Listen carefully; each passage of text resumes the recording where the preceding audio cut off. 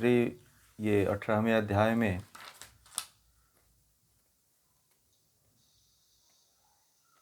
बासठ श्लोक तक जो है पढ़ा था, 63वें से प्रारंभ करेंगे। तो भगवान श्री कृष्ण इसमें कहते हैं कि यह ज्ञान मैंने तुझे बतलाया, माइक बंद कर लीजिए। यह ज्ञान तुझे मैंने बतलाया, ऐसा ज्ञान जो सब रहस्यों से बड़ा रहस्य है। इस ज्ञान पर पूरी तरह से विचार करके यथा इच्छसी तथा कुरु, जैसा चाहे वैसा कर। भगवान श्री कृष्ण जो है ज्ञान देते देते थक गए। अब अर्जुन से कही देते हैं कि ऐसा है कि भाई अब तुझे जो करना है ना वो कर ले। जैसे आप लोग कभी होता है ना, किसी को समझाते हो तो समझाते समझाते जब थक जाते हो तो आपको अंत में कहना पड़ता है कि जो मन में आए वो करो। अब मैंने तो मुझे जो कहना था मैंने कह दिया। उसी प्रकार भगवान श्री कृष्ण भी अर्जुन से यही कह रहे हैं कि हे अर्जुन, मैंने तुझे जो बतलाया है, ऐसा जो ज्ञान जो सब रहस्यों से बड़ा रहस्य है, इस ज्ञान पर पूरी तरह से विचार करके तुझे जैसा अच्छा लगे वैसा कर। अब तू मेरे परम वचन को फिर सुन ले। फिर भगवान श्री कृष्ण का मन नहीं मानता है। बड़े दिल के कोमल रहे होंगे, ठीक है। थोड़ा गुस्सा भी करते हैं और गुस्सा करने के बाद फिर जो है उनका मन नहीं भरा तो कहते हैं कि अच्छा एक बार और सुन ले। होता है ना, तो कहते हैं कि अच्छा एक बार और सुन ले। यह गुह्यतर गुह्यतम वचन है। मतलब गुह्य मतलब एकदम, उसको क्या कहा जाता है, आंतरिक, अंतरण से अंतरण वचन है, क्योंकि तू मेरा परम प्रिय है। इसलिए मैं तुझे बतलाऊंगा कि तेरे लिए क्या हितकर है। जैसे छोड़ देता है ना माँ बाप, जैसे माँ बाप होते हैं ना तो बच्चे को छोड़ देते हैं कि जा तुझे जो करना है कर। फिर जा करके पीछे से दुलार करते हैं कि बेटा तुझे मैं ये कार्य बताऊंगा और इससे तू करेगा तो इससे सही हो जाएगा, तो बच्चा मान जाता है। होता है कि नहीं होता है? वैसे ही अर्जुन जो है, अर्जुन को भगवान श्री कृष्ण बच्चे की तरह जो है उपदेश दे रहे हैं। कौन होगा जो इस तरह का उपदेश देगा? फिर कहते हैं कि अपने को मुझ में लगा। मुझ में मतलब ब्रह्म में। मेरा भक्त बन, ब्रह्म का भक्त बन जा, ब्रह्म का पूजा कर, ब्रह्म को नमस्कार कर। ऐसा करने से तू मुझ तक पहुंच जाएगा। क्योंकि तू मेरा प्रिय है, इसलिए मैं तुझे सचमुच इस बात का वचन देता हूँ। इसीलिए अंत में कहा जाता है कि भगवान की भक्ति करो, भगवान की पूजा करो, भगवान को ही नमस्कार करो। यदि ऐसा आप लोग करते हो तो एक दिन जरूर भगवान को प्राप्त हो जाओगे। ठीक है, बहुत गूढ़ रहस्य बता दिया कि भगवान का क्या करो, भक्त बन जा। ईश्वर के अलावा दुनिया में और किसी को पूजो ही मत। उसी को सब कुछ मानो, उसी का ध्यान करो, उसी को नमस्कार करो। यदि ऐसा कर लोगे ना तो तुम ईश्वर का प्रिय हो जाओगे। और जब प्रिय हो जाओगे, मैं ये एकदम सच्ची बात कहता हूँ क्योंकि मैंने यह अनुभूत किया है। फिर कहते हैं कि सब धर्मों को छोड़कर तू केवल मेरी शरण में आ जा। तो ये जो जितनी बातें बताया ना, वो सब कुछ छोड़ दे। तू शरणागति ले ले, किसकी? ब्रह्म की ले ले। तू दुखी मत हो, मैं तुझे सब पापों से मुक्त कर दूंगा। कहते हैं कि यदि तू सब धर्मों को छोड़कर केवल ईश्वर की शरण में चला जाता है, तो तू दुखी मत हो, तू शरणागति ले ले और मैं तेरे सभी पापों को, दुखों को दूर कर दूंगा। ठीक है, ऐसा सांत्वना दे रहे हैं अर्जुन, भगवान कृष्ण जो है अर्जुन को। आगे कहते हैं कि इस गुह्यतम उपदेश को किसी ऐसे व्यक्ति को कभी मत देना। अब अर्जुन से एक हिदायत ये भी दे देते हैं कि जो ये तुझे मैंने ज्ञान दिया है ना, और आप लोगों को भी मैं कह रहा हूं कि आप लोग भी ये जो ज्ञान लिए हो ना, ध्यान रखना। ये आप लोगों के लिए भी मैं कह रहा हूं। अर्जुन तो भगवान श्री कृष्ण से कह ही रहे हैं, मैं भी आप लोगों से कह रहा हूं कि ये जो गीता का जो गुह्यतम उपदेश किसी ऐसे व्यक्ति को कभी मत देना जो तपस्वी न हो, भक्त न हो, जिससे सेवा भाव जिसके अंदर न हो, या ईश्वर की जो निंदा करता हो, उस व्यक्ति को गीता का ज्ञान कभी नहीं बताना चाहिए। ठीक है, ये नोट कर लीजिएगा आप लोग। और कहते हैं कि जो इस परम गुह्य को मेरे भक्तों को सिखाता है, ये जो आप लोगों ने गीता सुना है, वह गीता आप दूसरे लोगों के बीच में भी बताते हैं, तो कहते हैं कि वह मेरे प्रति परम प्रिय भक्ति करता है, वह अवश्य ही मुझ तक पहुंच जाएगा, इसमें कोई संदेह नहीं है। ये जो आप लोगों ने गीता का ज्ञान लिया है, इस ज्ञान को लोगों में बांटिएगा। क्यों? क्योंकि यदि आप ऐसा करते हो तो आप एक तरह से भगवान के परम भक्ति करने वाले हो जाओगे, ईश्वर के भक्त बन जाओगे। ठीक है, इसमें कोई संदेह नहीं है। आगे कहते हैं कि ऐसे व्यक्ति की अपेक्षा मनुष्य मेरी कोई अधिक प्रिय कार्य करने वाला नहीं है। जो इस गीता के ज्ञान को दूसरे के पास रखता है, बताता है, परिवार में सुनाता है, तो उसके जैसा कोई प्रिय है ही नहीं है, और उसके जैसा कोई मेरे लिए अच्छा कार्य करने वाला है ही नहीं है। इस संसार में उसकी अपेक्षा मुझे कोई अधिक प्रिय होने वाला नहीं है। हे अर्जुन, यदि इस ज्ञान को जो मैंने तुझे गुह्य से गुह्यतम जो ज्ञान दिया है, अब इससे तो प्रिय मुझे कोई होने वाला है ही नहीं, ये भी तू जान ले आज। कहते हैं कि और जो व्यक्ति हमारे इस संवाद का अध्ययन करेगा, महात्म्य है गीता का, ठीक है। कहते हैं कि जो व्यक्ति हमारे इस संवाद का अध्ययन करेगा, मेरी यह धारणा है कि वह मेरी ज्ञान यज्ञ द्वारा पूजा कर रहा होगा। आप लोग जो अध्ययन कर रहे हो ना, इतने दिनों तक, 6 महीने तक जो आप लोगों ने समय दिया है, एक एक दिन, एक एक घंटे, 1.5 घंटे जो आप लोगों ने इसमें समय दिया है, एक तरह से ज्ञान यज्ञ के द्वारा आप लोगों ने उस ब्रह्म की पूजा ही किया है। ठीक है, आप लोग इतने दिन तक पढ़े हो, कभी अपने आप को व्यर्थ मत समझना कि हमने इसमें व्यर्थ समय गवाया है। नहीं, आपने एक तरह से इसमें क्या किया है, पूजा ही किया है। आगे कहते हैं कि और जो व्यक्ति श्रद्धा से युक्त होकर के ईर्ष्या रहित होकर के इस संवाद को सुनेगा, श्रद्धा से ईर्ष्या को छोड़ करके सुनेगा, वह भी मुक्त होकर पुण्य कर्म वाले लोग जहाँ बसते हैं उन लोगों को पावेगा। जहाँ पे अच्छे लोग हैं, जहाँ पे सात्विक लोग रहते हैं, उस लोक में उसका जन्म होगा। ऐसा नहीं कि उसके अनुकूल जो लोक नहीं है वहाँ पे वो जन्म ले लेगा। वो तो वहाँ पे जन्म लेता है जहाँ पे अच्छे लोग होते हैं, अच्छे माँ बाप होते हैं, अच्छे गुरु होते हैं, अच्छे आचार्य होते हैं, अच्छा वातावरण होता है, अच्छा माहौल होता है, वहाँ पे उसका जन्म होता है।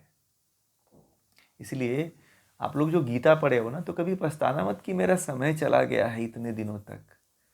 नहीं, आपने कोई बहुत महत्वपूर्ण, इससे से महत्वपूर्ण तो कोई जीवन का समय हो ही नहीं सकता है।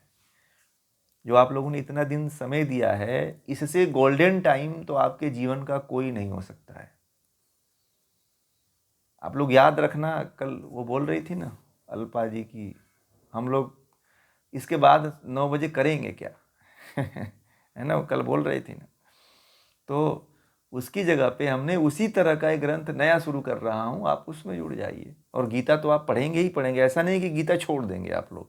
गीता को पढ़ते रहना, आप लोग नहीं समझ में आता है तो पूछते रहना आप, उसमें भी कोई दो राय नहीं है। तो आगे कहते हैं कि हे पार्थ, क्या तुझे एकाग्रचित होकर यह सब कुछ सुना। भगवान श्री कृष्ण अर्जुन से कहते हैं कि हे पार्थ, क्या जो मैंने तुझे इतना ज्ञान दिया है उसको एकाग्रचित होकर के तुमने सुना है।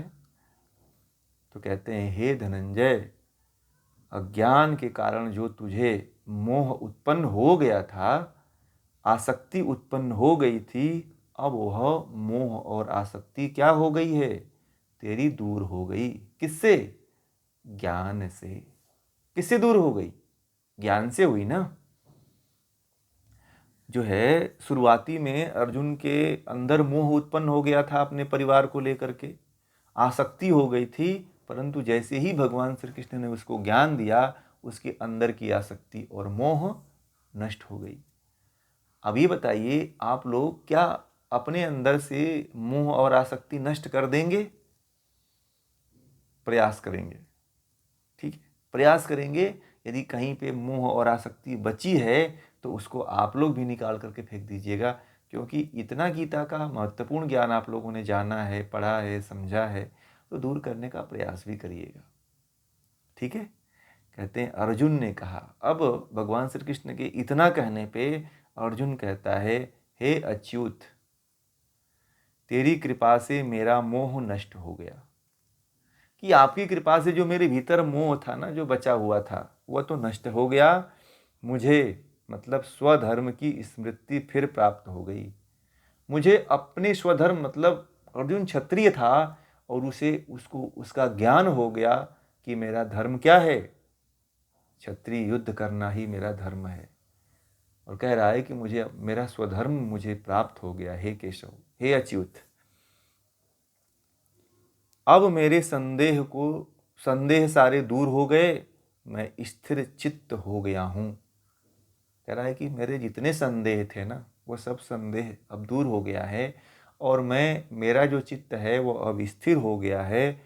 मैं तेरे कहे के अनुसार अब कर्म करूँगा। अब तो जो तू कहेगा ना, जो तू ज्ञान देगा, अब मैं वही कर्म करूँगा।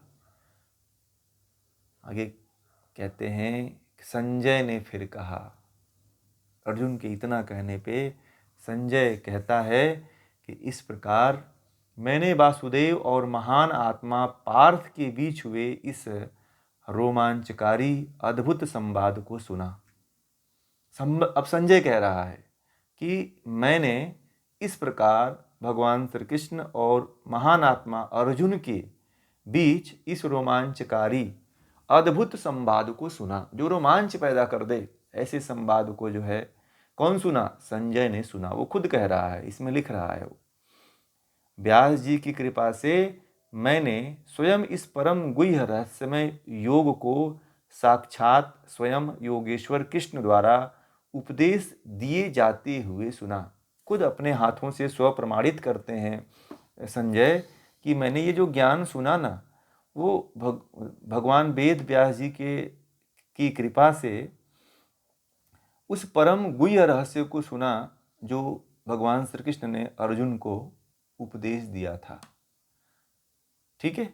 कहते हैं कि हे राजन, मैं कृष्ण तथा अर्जुन के बीच, मतलब अब ये धृतराष्ट्र कह रहे हैं, धृतराष्ट्र से संजय कह रहे हैं कि हे राजन, मैं कृष्ण तथा अर्जुन के बीच हुए इस अद्भुत और पुनीत संवाद को बार बार स्मरण करके आनंद से पुलकित हो उठता हूँ।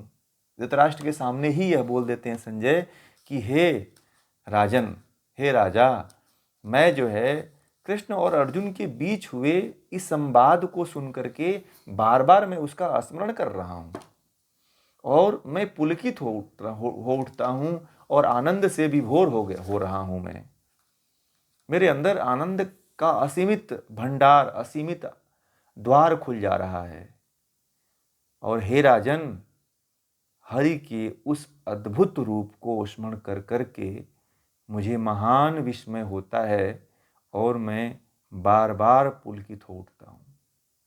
कहते हैं कि भगवान श्री कृष्ण ने जो गीता में ईश्वर का, आत्मा का जो स्वरूप बताया है, उस ज्ञान को सुन सुन करके मैं बार बार पुलकित हो जाता हूँ, बार बार आनंदित हो जाता हूँ, बार बार अपने आपा को खो बैठता हूँ। ऐसा धृतराष्ट्र से संजय कह रहे हैं, ठीक है। अब कह रहे हैं अंतिम श्लोक में संजय कह रहे हैं कि जहाँ योगेश्वर कृष्ण हैं और जहाँ धनुर्धारी अर्जुन हैं, वहीं श्री होगी। लक्ष्मी होगी, वहीं विजय होगा, वहीं विभूति होगी, वहीं अचल नैतिकता होगी। यह मेरी निश्चित धारणा है। ठीक है। अब जो संजय है, बहुत बड़ी बात कह दिया उसने। क्या कह दिया कि जहाँ पे भगवान श्री कृष्ण होंगे और अर्जुन जैसा धनुर्धारी होगा, वहाँ पे ही लक्ष्मी हो सकती है, वहीं विजय होगा, वहीं विभूति होगी और वहीं नैतिकता भी होगी, जो कभी विचलित नहीं होती है, अचल नैतिकता, जिसको कभी मिटाया नहीं जा सकता है। ठीक है, यही मेरा निश्चय है। धृतराष्ट्र से संजय ने इस युद्ध का निर्णय सुना दिया कि इस युद्ध, जो महाभारत का युद्ध होने जा रहा है, इसमें किसकी विजय होगी। क्योंकि संजय को कृष्ण और अर्जुन के संवाद से ये पता चल गया था कि जो पांडव हैं वो धर्म के तरफ हैं और जो कौरव हैं वो अधर्म के तरफ हैं। और गीता के अनुसार क्या धर्म है, क्या अधर्म है, यह बात जो है संजय को पता चल गई थी। इसलिए जैसा उसने समझा अपने मति से, अपनी बुद्धि से, वैसा ही धृतराष्ट्र के सामने उसने कह दिया। आगे जब आप लोग महाभारत पढ़ोगे तो बड़े शोक में पड़ जाते हैं धृतराष्ट्र जो है।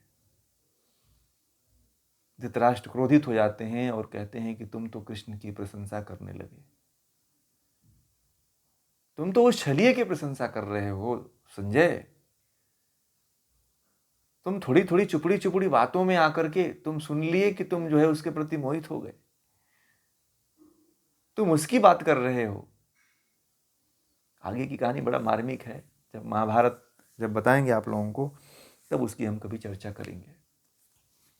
तो इस तरह से यह जो है श्रीमद् भगवत गीता रूपी उपनिषद में जिस प्रकार ब्रह्म विद्या का उपदेश किया गया है, उसी के अंतर्गत यह जो योग शास्त्र है, जो कृष्ण और अर्जुन के बीच में जो संवाद हुआ, उस संवाद का ये जो मोक्ष संन्यास योग नामक अध्याय है, जो 18वां अध्याय है, वह यहीं पे पूरा होता है। ठीक है। तो आज हम लोगों की एक बहुत लंबी यात्रा जो थी गीता की, लगभग 700 श्लोकों का, वह जो है आज यहाँ पे पूरा होता है।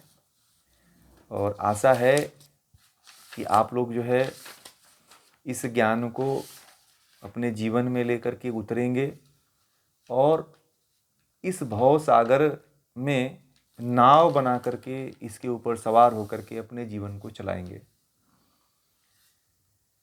यह जीवन इसी तरह की समस्याओं से घिरा हुआ है।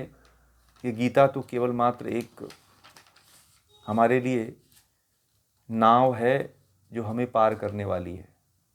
जन्म जन्मांतरों के जो हमारे भीतर संस्कार हैं, उन संस्कारों से हमें पार उतारने वाली है, हमें खे करके उस पार ले जाने वाली है।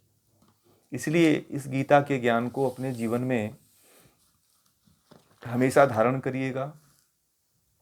दूसरे को भी इस ज्ञान के बारे में परिचर्चा करते रहिएगा। इस ज्ञान लेने का तात्पर्य यही है कि इस ज्ञान से अन्य लोगों को आप परिचित कर सको, कम से कम आप अपने कर सको।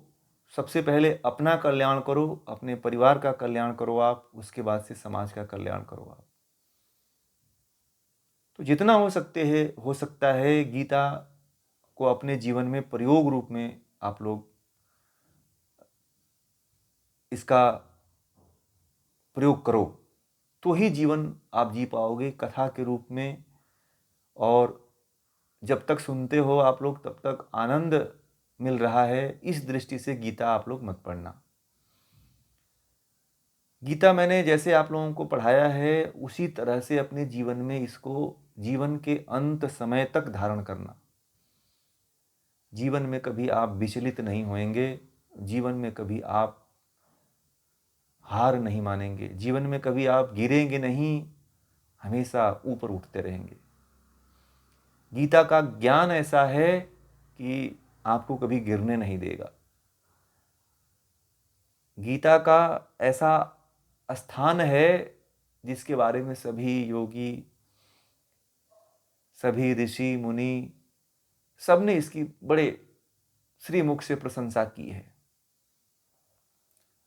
और जितने भी हमारे महर्षि योगी हुए हैं अब तक के, आदि शंकराचार्य से लेकर के, और बहुत से जितने भी योगी हुए हैं, लगभग सभी योगियों ने इसके बारे में बढ़ चढ़ करके बोला है, क्योंकि वह भी सभी इससे परिचित थे। ठीक है, इसके तात्विक दृष्टि से परिचित थे। इसको सुनकर के आनंद कभी मत लेना कि जिस समय सुन रहे हो कथा खत्म हो गई, फिर ये गीता खत्म हो गई, ऐसा कभी मत करना आप लोग। गीता का प्रयोग करना। यदि गीता आप लोगों के जीवन में नहीं समझ में आती है तो आप लोग पूछना कभी। ज्ञान के लिए यदि कुछ नहीं समझ में आता है जीवन में, तो हमारा द्वार तो जब तक मैं ये कार्य कर रहा हूँ तो खुला रहेंगे। और हमेशा ये मेरा तो जीवन का लक्ष्य है, तो ज्ञान के लिए हमेशा ये द्वार खुले रहेंगे। आप कभी भी इस द्वार पे आएंगे तो आपको ज्ञान जरूर मिलेगा। और जो समस्याएं यदि आती हैं तो समस्याओं को निपटने के लिए आप गीता में रास्ता ढूंढना, क्योंकि दुनिया में और जीवन में आपके कोई ऐसा समस्या नहीं है जो गीता से न दूर होती हो। कोई ऐसा पल न हो जो गीता उसको टच न करती हो। गीता आपके सुख में भी साथ होती है, दुख में भी साथ होती है। गीता जाने के बाद भी काम आएगी और जीते जी भी काम आएगी। ये ध्यान लेना, ये आप लोग सोच लेना कि केवल गीता सुन लेने से कुछ नहीं होता है, क्योंकि इस ब्रह्मांड में जो जीव जंतु हैं, कीड़े मकोड़े हैं, वो भी अपनी बात सुनते हैं, वो भी नहीं मुक्त होते हैं। हमारे बीच में, हमारे आसपास बहुत से लोग गीता सुनते हैं परंतु मुक्त नहीं होते हैं। तब तक नहीं मुक्त होते हैं कि जब तक उसका प्रयोग नहीं करते हैं, प्रैक्टिकल नहीं करते हैं, अपने जीवन में उतारते नहीं हैं। सुन करके आप वैसे ही मत मान लेना। और जो आप लोगों को सत्य से परिचित कराया गया है, प्रकृति से, जीवात्मा से और पुरुष से, और सांख्य योग का जो ज्ञान बताया गया था पहले और दूसरे अध्याय में, उसको अपने जीवन में उतारना आप लोग, तो ही गीता का सही मायने में आप लोग उपयोग अपने जीवन में कर पाओगे। गीता का यदि उपयोग करना है तो जैसा प्रयोग आप लोगों को करने के लिए बताया गया है, प्रकृति क्या है, जीवात्मा क्या है, ईश्वर क्या है, निष्कामता क्या है, फलाशक्ति क्या है, आसक्ति क्या है, हैं? इन बिंदुओं को आप लोग हमेशा ध्यान में रखिएगा, क्योंकि गीता का यह बहुत मुख्य विषय है। ईश्वरवाद क्या है, त्रैतवाद क्या है, द्वैतवाद क्या है, एकत्ववाद क्या है, अद्वैतवाद क्या है, वेदांतवाद क्या है। ठीक है, ये जो शुरू शुरू में मैंने आप लोगों को पढ़ाया था वह उसको भी ध्यान रखिएगा, क्योंकि गीता, मैंने शुरू में ही बताया था कि गीता जो है आपके जीवन से संबंधित व्यवहारिक समस्याओं और नैतिक मूल्यों का ग्रंथ है। ठीक है, गीता जो है आपकी समस्याओं का निराकरण करता है। गीता जो है निष्कामता की बात करता है, निसंगता की बात किया है, फलाशक्ति की बात करता है, त्याग की बात करता है, निमित्त मात्र की बात करता है और समर्पण की बात करता है गीता। ठीक है, इन शब्दों को कभी जीवन में आप लोग भूलिएगा मत, क्योंकि मैं इसीलिए उसका नाम दोबारा ले रहा हूँ। ये परिचय में मैंने सब बताया है आप लोगों को कि गीता जो है क्या कहता है, निष्काम हो जाओ, निसंग हो जाओ, फलाशक्ति को त्याग दो, हैं? यदि इन निमित्त मात्र हो जाओ, भगवान में समर्पण कर दो अपने आप को। यदि गीता के इन बिंदुओं को अपने जीवन में आप धारण करते हो, आप लोग केवल इन बिंदुओं को यदि याद भी रखते हो तो भी मुक्त हो जाओगे। प्रकृति क्या है, जीवात्मा क्या है, ईश्वर क्या है, मन क्या है, बुद्धि क्या है, अहंकार क्या है, सतरज तम क्या है, पंच ज्ञानेंद्रियाँ क्या है, पंच कर्मेंद्रियाँ क्या हैं, पंच तन्मात्राएँ क्या हैं, पंच महाभूत क्या हैं, ये आपकी जबान पे होना चाहिए। गीता तभी समझ में आएगी, गीता का प्रयोग तभी कर पाओगे। और मैंने लगभग गीता पढ़ाते हुए आप लोगों को बहुत से प्रयोग बताए हैं, प्रतिदिन प्रयोग बताए हैं, तो उन प्रयोगों को आप अपने जीवन में धारण करने का प्रयास करिएगा। दूसरी चीज़, जो नोट बनाए हैं आप लोग, उस नोट को भी पढ़ते रहिएगा, क्योंकि वही ज्ञान है आपका। ठीक है, तो ये गीता के प्रति में थोड़ी सी आप लोगों को बात रखा। भगवान श्री कृष्ण ने तो उसकी महिमा बता ही दिया था कि किसको बताना है, किसको नहीं बताना है, कैसे अपने जीवन में इसका उपयोग करना है, ये सब उन्होंने इस ग्रंथ में बता दिया है। ठीक है, तो ये जो है गीता का जो विषय है, हम लोग आज तो यहीं पूरा करेंगे। दूसरी बात जो है, कल हम लोग गीता के विषय में फिर जुड़ेंगे। कल की एक क्लास है जिसमें आप लोगों का जो है गीता के प्रति जो है ना, आप लोगों का सबसे पहले क्या भाव रहा, क्या आपने प्राप्त किया, वही रहेगा। परीक्षा जो है लास्ट दिन रखेंगे, परसों। ठीक है, तो कल आप लोगों का सबका गीता के बारे में आप लोगों का एक व्यू रहेगा कि आप लोगों ने क्या गीता में क्या समझा, क्या जाना, कैसा आपके भीतर परिवर्तन हुआ आपकी, उसको आप रखेंगे। ठीक है, यदि आप लोग अपना वीडियो बना करके देते हैं, ठीक है, तो भी चलेगा। और या फिर इसमें अगर बोलना चाहते हैं तो इसमें भी बोल सकते हैं, परंतु ज़्यादा अच्छा रहेगा कि आप बना करके भेजेंगे, तो फिर उसको हम इसलिए रखना चाहते हैं कि अन्य लोगों को गीता जैसे ग्रंथ से जोड़ा जा सके। लोगों की आस्था नहीं है भाई, लोगों की आस्था बहुत नष्ट होने के कगार पे है। गीता के बारे में सब जानते हैं कि गीता जैसा ग्रंथ होता है, परंतु गीता क्या है यह किसी के बारे में किसी को नहीं पता है। तो जो आप लोग समझे हो, यदि आप लोग अपने माध्यम से बताना शुरू करोगे, तो आप जैसे जो लोग हैं वह लोग मोटिवेट होकर के गीता जैसे ग्रंथों से जुड़ेंगे। हमारा उद्देश्य लोगों को जोड़ने का है। हमारा उद्देश्य ये नहीं है कि यह जो ज्ञान है हमारे पास और ये जो ज्ञान आप लोगों को दिया गया है, वह ज्ञान छोटे से दायरे में सिमट करके नष्ट हो जाए, यह नहीं चाहिए। हमें तो इसको फैलाना है, और भगवान श्री कृष्ण का और ब्रह्म का यदि प्रिय बनना है तो इस ज्ञान को बढ़ाना है। ईश्वर के सबसे प्रिय यदि होना है तो इस ज्ञान को क्या करना है, हमें जन जन तक फैलाना है, लोगों तक फैलाना है, बच्चों तक फैलाना है, पुरुष महिला हैं उन सभी तक ये बात पहुंचानी है, हमें उन तक ले जानी है ये बातें। ये केवल एक व्यक्ति का मिशन नहीं है, ये आप सभी का मिशन होना चाहिए। ठीक है, आप लोगों के जीवन का एक अभिन्न हिस्सा होना चाहिए कि जो हमने ज्ञान प्राप्त किया है वह ज्ञान दूसरे तक भी हम पहुंचाएं।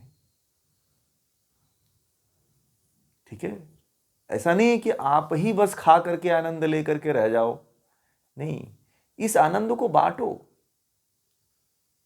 जो आपने आनंद लिया है इस आनंद को बांटो, लोगों को जोड़ो। आप लोग इसके बारे में बताओ कि गीता क्या है, और जो गीता जो आप लोगों को बताई गई है वो अन्य गीता से किस तरह से भिन्न है, और अब तक हमें क्या बताया जाता था गीता में। कृष्ण को पूजो, कृष्ण को पूजो, कृष्ण को पूरी दुनिया पूज करके अब तक कोई नहीं पहुंच रही है ब्रह्म तक, और वास्तविक ब्रह्म से लोग दूर हो जाते हैं। ठीक है, समझ में आ गई बातें।